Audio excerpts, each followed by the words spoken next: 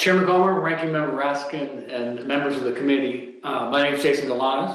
I was a business partner of Hunter Biden and Devon Archer, among others, during the years of 2014-2015. Our business included the acquisition of 85-year-old Wall Street firm Burnham & Company, the $1.5 billion surviving division of Drexel Burnham Lambert. Our objective was to build a diversified private equity platform, which would be anchored by globally known Wall Street brand together with a globally known political name, Biden. Our goal, that is Hunter Biden, Devon Archer, and me, was to make billions, not millions. The entire value add of Hunter Biden to our business was his family name and his access to his father, Vice President Joe Biden. In 2014, we believed that the Burnham enterprise would be significantly enhanced by forming a partnership with Harvest Fund Management, a $300 billion Chinese financial service company closely connected to the Chinese Communist Party. This effort was led by Hunter Biden's contact with Henry Zhao, the Harvest chairman. Mr. Zhao was interested in this partnership because of the game-changing value add of the Biden family, including Joe Biden, who was to be a member of the Burnham Harvest team post-vice presidency. My lawyers provided the committee a drafted email dated August 23rd, 2014, drafted for Hunter Biden that reflects this understanding. It states, and I quote, "Michael, please also remind Henry Zhao of our conversation about a board seat for a certain relation of mine. Devon and I golfed with that relation earlier this week, and we discussed this very idea. And as always, he remains very, very keen on the opportunity," end quote. I'm certain that this phrase, a certain relation of mine, refers to Vice President Biden. Devon told me about this golf course conversation shortly after it happened.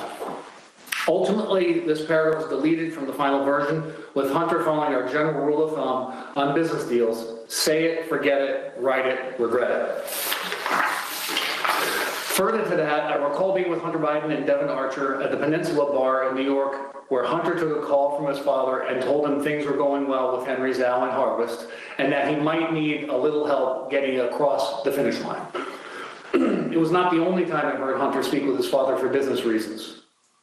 I was present when Hunter called his father on May 4th, 2014 on a cell phone, put it on speaker mode to have him say hello to Yelena Baturina, a Russian oligarch and an investor in Rosemont projects, and her husband, Yuri Luzkov, the former mayor of Moscow. Devon Archer was also there. Hunter said, quote, I'm here with our friends. I told you we're coming to town, and we wanted to say hello. The vice president said hello, some pleasantries, and I hope you had safe travels, and then said, quote, okay, you be good to my boy. Hunter responded by saying, everything is good, and we are moving ahead. The vice president said something about, quote, being helpful, and Hunter ended the call by saying he was going to call his father later. Before this call, Hunter sat next to Yelena Baturina at a table, and I heard him speaking on business matters generally. A few days after this May 4th party, an email my lawyer provided to this committee shows that Devon had confirmed Ms. Baturina was committed to a, quote, hard order of $10 to $20 million in a burden investment banking client.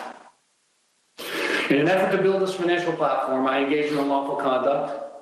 Our companies were entrusted with $11 billion of union pension fund money, whose trust I betrayed. I pleaded guilty. I've had 8 years in federal custody to reflect on my actions. I'm profoundly sorry for committing these crimes. I deserve the lengthy sentence I received. Nevertheless, as I set out more fully in my full statement, I believe the SDNY prosecutors did not indict Hunter Biden on the same deal for political reasons, despite then available documentation that we were partners, were involved in decision-making that involved illegal self-dealing, and all of us had financially benefited from these schemes. In fact, Hunter Biden and Devon Archer's company, Rosemont Seneca Bohai, received $15 million from the tribal bonds fraudulent scheme to be invested in the Burnham Group. I've offered to supply this information to the government about Hunter Biden's crimes, but the prosecutors have been uninterested. And my request for commutation I filed in DOJ in December 2020 did provide information about Hunter's culpability. The DOJ has retaliated against me and vigorously objected to my being placed in home confinement pursuant to the CARES Act. I applied for home confinement on February 4th, 2023, and I was approved on June 9th. On June 12th, this committee issued a subpoena for Devon Archer, and the BOP reversed my approval on June 13th, with the SDNY prosecutor strongly objecting to my release. I've been appealing this reversal, and with each stage, the BOP reason for my denial has changed. During this period, the period beginning in January 2023, I was sexually assaulted by a member of the prison staff at FPC Pensacola. He persisted in sexually harassing me for many months thereafter. I had hoped to receive home confinement, which would remove me from danger. My judgment was clouded by the shame I felt for not being able to prevent the attacks. I was well aware, as inmates, all inmates are, that the Bureau of Prisons had a horrible record on these matters. I believe my disclosure would have made things worse for me. Unfortunately, the sexual harassment continued until early August, when the prison correctional officer's comments became more threatening. I feared for my safety. I decided to seek counseling from Chaplain Dixon the next day, on August 10, 2023. The chaplain was visibly upset by the events and asked to bring in Warden Salisbury, who quickly opened a PREA investigation, which is a reference to the Prison Rape Elimination Act passed by Congress. After further debriefings, I was immediately escorted to a vehicle and driven by senior staff hours to FPC Montgomery, a separate facility. I'm grateful the committee has opened up an investigation of these matters, and I appreciate Chairman Jordan and Comer and Subcommittee Chairman Biggs signing the letter.